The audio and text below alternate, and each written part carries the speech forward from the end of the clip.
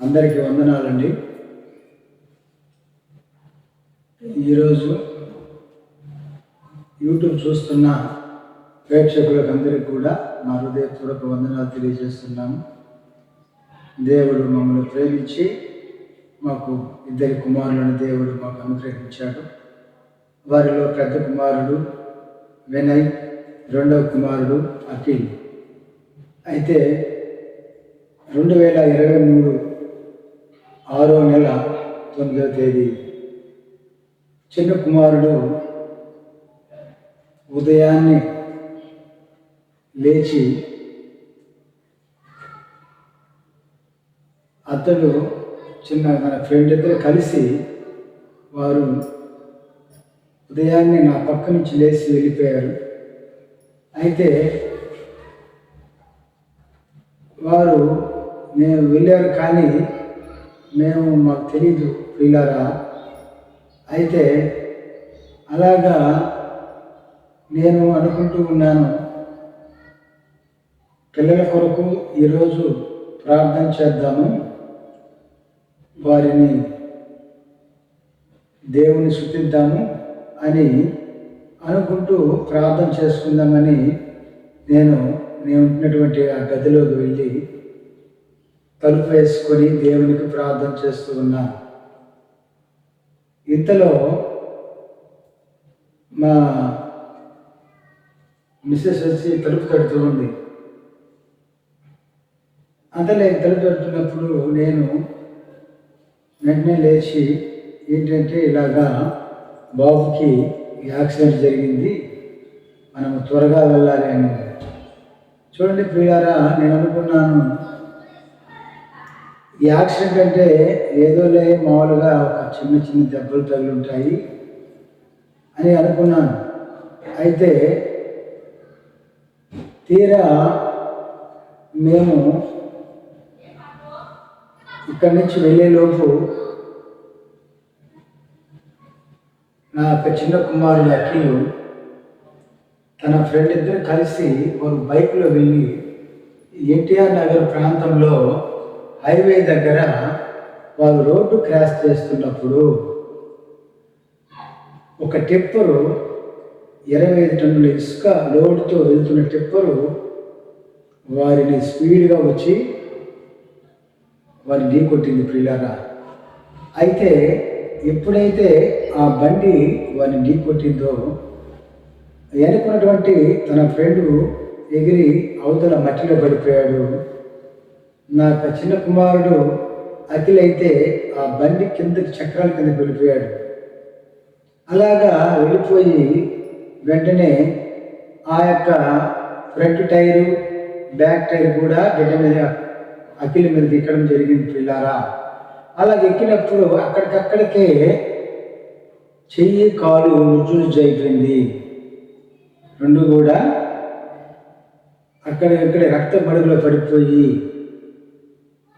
ఉంటున్నప్పుడు ఆ యొక్క టిప్పర్ డ్రైవరు చూసి అక్కడ ఉన్న వారందరూ కూడా అతన్ని చూశారు, కానీ అతను పారిపోయాడు ప్రియులారా. అయితే వెంటనే అక్కడ ఉన్నటువంటి ఆ ప్రాంతం అంతా కూడా ఆ యొక్క హైవే అంతా కూడా ట్రాఫిక్ జామ్ అయిపోయింది. అక్కడ ఉన్నటువంటి వారు కొంతమంది అంబులెన్స్లో 108 పెద్ద హాస్పిటల్, గవర్నమెంట్ హాస్పిటల్కి తీసుకుని వచ్చారు ప్రియులారా. అయితే నేను మా మిస్సెస్ ఇద్దరం కలిసి మేము ఇక్కడి నుంచి బైక్లో వెళ్ళాము. మేము వెళ్ళాక అక్కడికి వెళ్ళే లోపల అఖిల్ని అంబులెన్స్లో తీసుకొని వచ్చారు. అప్పటికే ఆ బాబుని లోపలికి తీసుకెళ్ళినప్పుడు అక్కడ ఆ బాబుని చూసినప్పుడు భయంకర ఆ కాలు ఇలా ఓపెన్ అయిపోయింది. వెంటనే నేను చూడలేక నా 2 కళ్ళు మూసుకొని బయటకు వచ్చేసాను. అంటే ఇక ఎంత భయంకరంగా ఉందంటే అది నేను చెప్పనవసరం లేదు పిల్లరా. అలాగా నా యొక్క సహోదరుడు చెప్పాను, అన్న మీరే చూసుకొని చెప్పినప్పుడు అక్కడే గవర్నమెంట్ హాస్పిటల్లోనే బాబుకి ఆ కాలు చేయి రెండు కూడా అక్కడే కట్ చేశారు పిల్లరా. అలాగా కట్ చేసిన తర్వాత ఆ యొక్క నర్సు నన్ను పిలిచింది లోపలికి రమ్మని. అప్పుడు నేను వెళ్ళే లోపల కుమారుడు కూర్చొని ఉన్నాడు. అయితే ఆ యొక్క నర్సు అంటుంది, బాబు ఆయన ఎవరు అని అడిగినప్పుడు మా కుమారుడు అఖిల్ అంటున్నాడు, మా నాన్న అని ఎంతో ఘనంగా చెప్తున్నాడు ప్రియులారా. అటువంటి పెద్ద యాక్సిడెంట్ జరిగినా కానీ కుమారుల్లో ఎంత మాత్రం ధైర్యం కోల్పోలేదు. వెంటనే నేను వెళ్ళాను. వెళ్ళి అక్కడ చూసినప్పుడు తన కళ్ళల్లో కన్నీరు కూడా తిరుగుతున్నాయి కానీ బయటికి రాలేదు ప్రియులారా. ఎందుకంటే కనీసము నాకు పలానా దెబ్బ తగిలింది, ఇలాగా ఇక్కడ నొప్పి ఉంది నాన్న ఇక్కడ అని ఒక మాట కూడా చెప్పలేదు ప్రియులారా. అలాగా కుమారుడు అక్కడ కూర్చున్న ఆ యొక్క బెడ్ దగ్గర కిందంతా రక్తం మడుగు. అలాంటి పరిస్థితిలో ఆ పెద్ద హాస్పిటల్లో మేము ఉన్నప్పుడు ఇక నా పెద్ద కుమారుడు వినయ్ వచ్చి నన్ను పట్టుకొని బోర్నంటే ఏడ్చాడు పిల్లగా. ఎందుకంటే ఇలా జరిగిందని చెప్పి బోర్ నేర్చినప్పుడు నేను చెప్పాను, మనమే ఏడిస్తే తమ్ముడు తట్టుకోలేడని చెప్పి నేనే నా పెద్ద కుమారుడిని ఓదార్చాను. అలాగా ఓదార్చిన తర్వాత నేను అక్కడున్నప్పుడు నాకు కొద్దిగా దేవుని వాక్యాలు నాకు జ్ఞాపకం వస్తున్నాయి. ఎందుకంటే ఒక సిస్టర్ నాకు చెప్తూ ఉంది, అయ్యా ఏబు గురించి మీకు తెలుసు కదా, ఏబు ఎలాంటి వాడు, యథార్థవంతుడు, న్యాయవంతుడు, సత్యవంతుడు, భూమి మీద అతని వంటి వాడు లేరు. అయితే ఆయన తన సమస్తం కోల్పోయినా, తన 10 మంది సంతానం కోల్పోయినా, తన ఆస్తిపాస్తులు పోయినా అతడు ఒకే ఒక మాట అన్నాడు, యెహోవా ఇచ్చును, యెహోవా తీసుకొనెను, యెహోవా నామమునకు స్తుతి కలుగును గాక, హల్లెలూయా అని ఆ మాటలు ఆ సిస్టర్ నాకు చెప్తున్నప్పుడు నన్ను ఎంతగానో ఆ సిస్టర్ నన్ను బలపరిచింది అక్కడ. అలాగే ఇక ఆ హాస్పిటల్లో మేము అక్కడ ఉంటున్నప్పుడు మరలా ఆ యొక్క కుమారుడు అక్కడి నుంచి మీరు వేరే హాస్పిటల్ తీసుకెళ్ళండి అని డాక్టర్ గారు చెప్పినప్పుడు అక్కడి నుంచి ఇక్కడ మా దగ్గర ఆ రక్తనాళాలకు సంబంధించినటువంటి డాక్టర్స్ అవి పరికరాలు లేవు, కాబట్టి మీరు తిరుపతి రుయా హాస్పిటల్ తీసుకెళ్ళండి అని చెప్పినప్పుడు ప్రియులారా మరలా అక్కడి నుంచి ఒక అంబులెన్స్ మాట్లాడుకొని ఉన్న పాటున అక్కడి నుంచి మేము మరలా ఆ తిరుపతికి బయలుదేరాం. ఎలాగైనా కుమారుణ్ణి బతికించుకోవాలి అని ఒక ఆశ. అయితే అలాగా మేము అక్కడి నుంచి బయలుదేరినప్పుడు అక్కడ కూడా ఆ యొక్క తిరుపతి రుయా హాస్పిటల్కి సాయంత్రం కల్లా అక్కడికి వచ్చాం. అక్కడ కనీసం ట్రీట్మెంట్ జరగలేదు ప్రియులారా. ఎందుకంటే వారు అక్కడ మా దగ్గర ఎటువంటివి కూడా పరికరాలు లేవు, మీరు చెన్నైకి వెళ్ళండి అని చెప్పారు. చూడండి, అలాంటి పరిస్థితిలో కుమారుడు నా వైపు దీనంగా అఖిల్ చూస్తూ ఉన్నాడు. సరే, నాకైతే అక్కడ కాలు నిలవటం లేదు, ఎందుకంటే నా కాలు కింద దుమ్ము లేచిపోతా ఉంది. ఎలాగైనా కుమారుడిని బ్రతికించుకోవాలని నాలో ఒక ఆరాటం. లేట్ అయిపోతుందేమో అని చెప్పి మరలా వెంటనే అక్కడ ఒక అంబులెన్స్ ఉంది. మరలా ఆ అంబులెన్స్ తీసుకొని మరలా చెన్నైకి మళ్ళా బయలుదేరారు ప్రియులారా. బయలుదేరినప్పుడు ఆ యొక్క చెన్నై ప్రాంతాన్ని బయలుదేరుతూ ఉన్న ప్రాంతంలో దగ్గర మేము ఆ ప్రాంతానికి చెన్నై ఇక్కడ దగ్గరలో ఎంటర్ అవుతాము అనే దగ్గరకు ఎంట్రీ అయ్యే పరిస్థితిలో ఆ అంబులెన్స్లోనే కుమారుడు మా కళ్ళ ముందే ఎంతో తను గాలి ఆడక ఎంతో ఆక్సిజన్ లాగేస్తున్నాడు. అలాగా తను ఎంతో మా దగ్గర వేదన చెప్తూ ఉన్నాడు. అయితే మా మిస్సెస్ తన చేతిలో ఒక 500 చేతిలో పెడితే ఆ 500 కాగితం తీసుకొని చూసుకుంటూ ఉన్నాడు. చూసుకొని ఎంతగానో మురిసిపోతూ ఉన్నాడు పిల్లల. ఎందుకంటే ఆ 500 తీసుకొని చూస్తూ ఉన్నాడు. కానీ తను నేను మా సిస్టరు వాళ్ళ మామయ్య వాళ్ళ తాతయ్య అందరము వాళ్ళ అత్తమ్మ అందరం కూడా ఆ అంబులెన్స్లో ఉన్నాం. అయితే ఆ బాబు ఉదయం నుంచి కూడా ఏమి తినలేదు ప్రియులారా. అయితే ఏది కూడా టయానికి అడుగుతూ ఉన్నాడు. ఉదయాన్నే నాన్న టిఫిన్ కూడా చేయలేదు నాన్న అన్నాడు.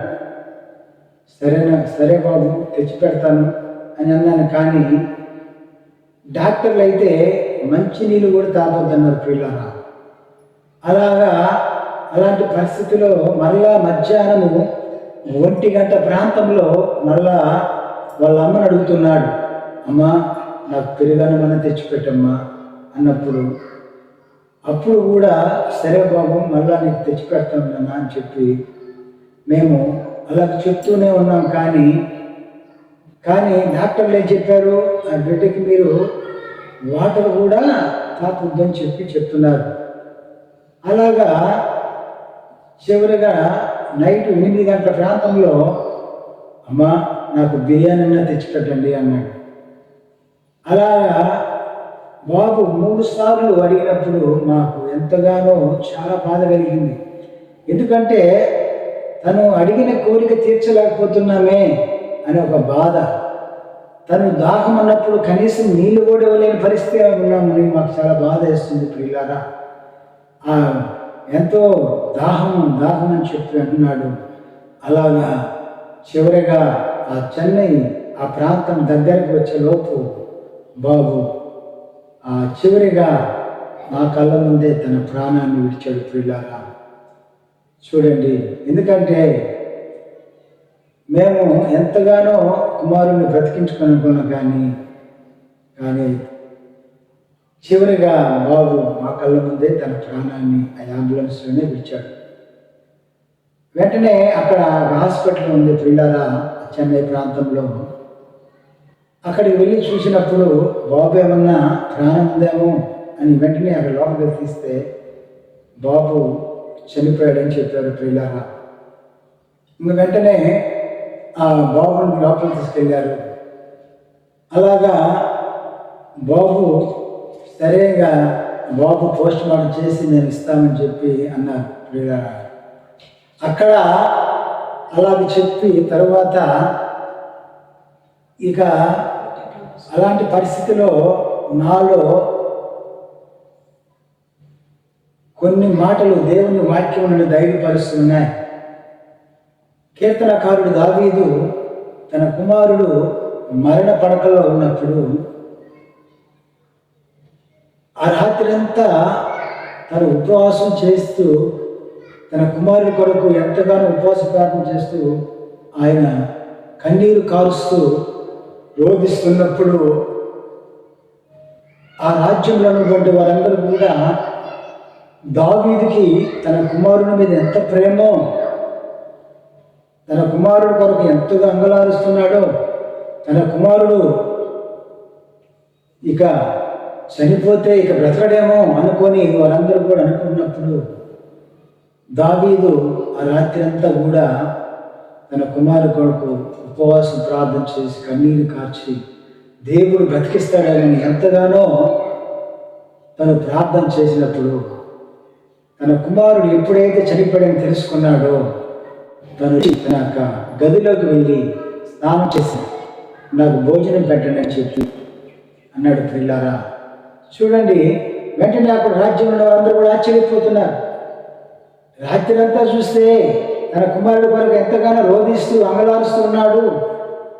ఎప్పుడైతే తన కుమారుడు చనిపోయాడో వెంటనే తను నాకు భోజనం పెట్టమంటున్నాడు అని అన్నప్పుడు అందరూ కూడా ఆశ్చర్యపోయారు. పిల్లరా వెంటనే అన్నాడు, యెహోవా ఇచ్చెను, యెహోవా తీసుకొనెను, యెహోవా నామమునకే స్తుతి కలుగునుగాక. హల్లెలూయా. అలాగా దావీదు తన కుమారుడు ఎంతగానో దేవుని స్తుతించాడు.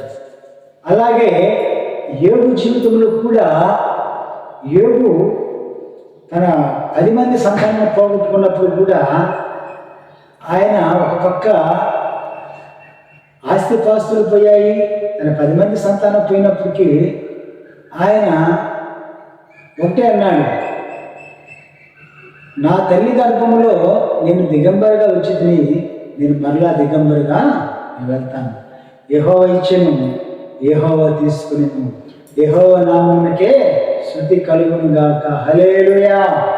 అలాగా యోబు భక్తులు కూడా అలాగా కొన్ని మాటలు ఆయన మాట్లాడాడు. ప్రియులారా, అయితే అలాగే నా యొక్క చిన్న కుమారుడు అఖిలు తను ఎప్పుడైతే ఆ యొక్క హాస్పిటల్ నుంచి మరలా మేము తీసుకొని ఆదివారం మేము ఇంటికి తీసుకొచ్చినప్పుడు నేను అనుకున్నాను, వచ్చేటప్పుడైనా నా కుమారుడిని నా పక్కన పెట్టుకొని చూసుకోవాలి అని ఎంతగానో ఆశపడ్డాను. కానీ అంబులెన్స్లో వచ్చేటప్పుడు ఆ కుమారుడు కింద బాక్స్లో పెట్టుకుని తీసుకొచ్చాం. పిల్లారా అంబులెన్స్లో నాకు చాలా బాధేసింది. నేను చూస్తూ అన్న తీసుకొని వెళ్తాను అనుకున్నాను, కానీ ఆ బిడ్డలు చూసుకునేదానికి కూడా లేదు. పిల్లారా అలాగా ఆ యొక్క కుమారుని ఇంటికి తీసుకొని వచ్చి ఆదివారం, ఎందుకంటే ఆ రోజే నా కుమారుడు యొక్క జన్మదినం. ఎందుకంటే కుమారుడు యొక్క బర్త్డే ప్రతి సంవత్సరము ఆ కుమారుడు, చిన్న కుమారుడు తను ఎప్పుడు కూడా ప్రతి సంవత్సరం బర్త్డే చేయించుకుంటాడు. పిల్లారా కాబట్టి అదే అలవాటుగా ఆ యొక్క కుమారుడు చనిపోయిన రోజే ఆ భూసాటికి రోజు ఆ బిడ్డకి జన్మదినం వచ్చింది. పిల్లారా ఎంతగానో మేము రోధిస్తాము. అయితే దేవుని వాక్యం మమ్మల్ని ఎంతగానో బలపరిచింది, ఎంతగానో మమ్మల్ని ఆదరించింది, ఎంతగానో మమ్మల్ని ధైర్యపరిచింది. కాబట్టి దేవుని నామానికి స్తుతి కలుగునుగాక. ఆమేన్.